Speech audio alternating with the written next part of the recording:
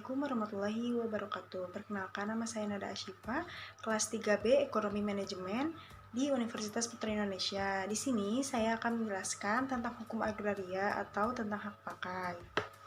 Hak sewa untuk bangunan, hak membuka tanah dan memungut hasil hutan, hak guna air, pemeliharaan dan penangkapan ikan, hak guna ruang angkasa, hak-hak tanah untuk keperluan suci dan sosial. Pertama itu hak pakai. Hak pakai sendiri adalah hak untuk menggunakan dan atau memungut hasil dari tanah yang dikuasai langsung oleh negara atau tanah milik orang lain.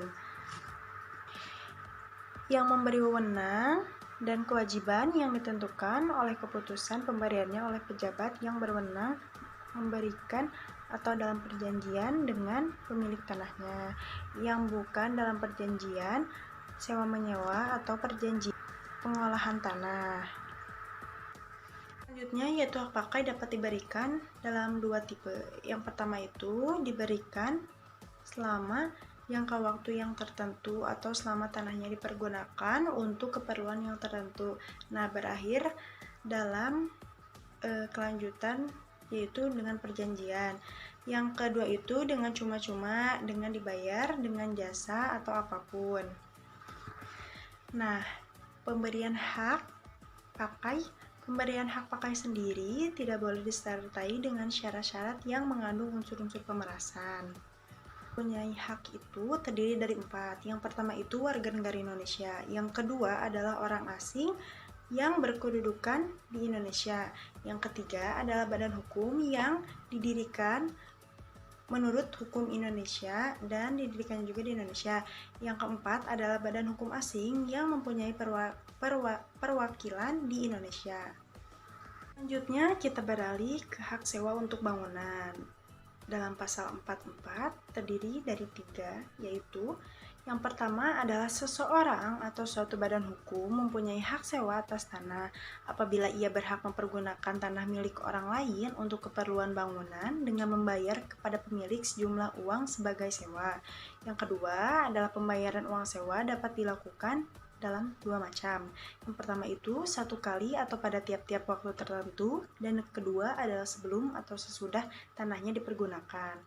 Yang terakhir adalah perjanjian sewa tanah yang dimaksudkan dalam pasal ini ialah tidak boleh mengandung unsur-unsur pemerasan. Selanjutnya yaitu hak membuka tanah dan memungut hasil hutan, pasal 46. Yang pertama adalah hak membuka tanah dan memungut hasil hutan hanya dapat dipunyai oleh warga negara Indonesia dan diatur dengan peraturan pemerintah. Yang kedua adalah dengan mempergunakan hak memungut hasil hutan secara sah, tidak dengan sendirinya diperoleh hak milik atas tanah itu sendiri. Yaitu hak guna air, pemeliharaan, dan penangkapan ikan terdapat dalam pasal 47.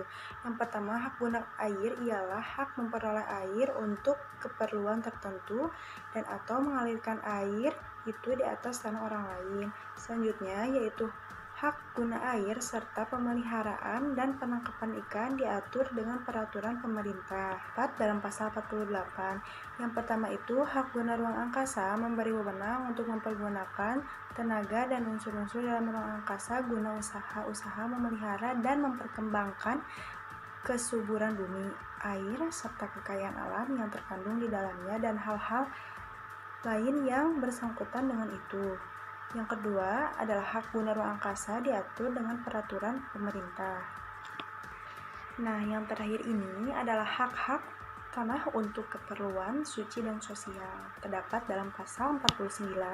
Yang pertama itu hak milik tanah badan-badan keagamaan dan sosial sepanjang diperlukan untuk hak-hak tanah untuk keperluan suci dan sosial terdapat dalam pasal 49. Yang pertama itu hak milik tanah badan-badan keagamaan dan sosial sepanjang dipergunakan untuk usaha dalam bidang keagamaan sosial, diakui dan dilindungi badan-badan tersebut, dijamin akan memperoleh tanah yang cukup untuk bangunan dan usahanya dalam bidang keagamaan dan sosial. Yang kedua itu untuk keperluan peribadatan dan keperluan suci lainnya sebagai dimaksud dalam pasal 14 dapat diberikan tanah yang dikuasai langsung oleh negara dengan hak pakai. Yang terakhir adalah perwakafan tanah dilindungi dan diatur oleh pemerintah.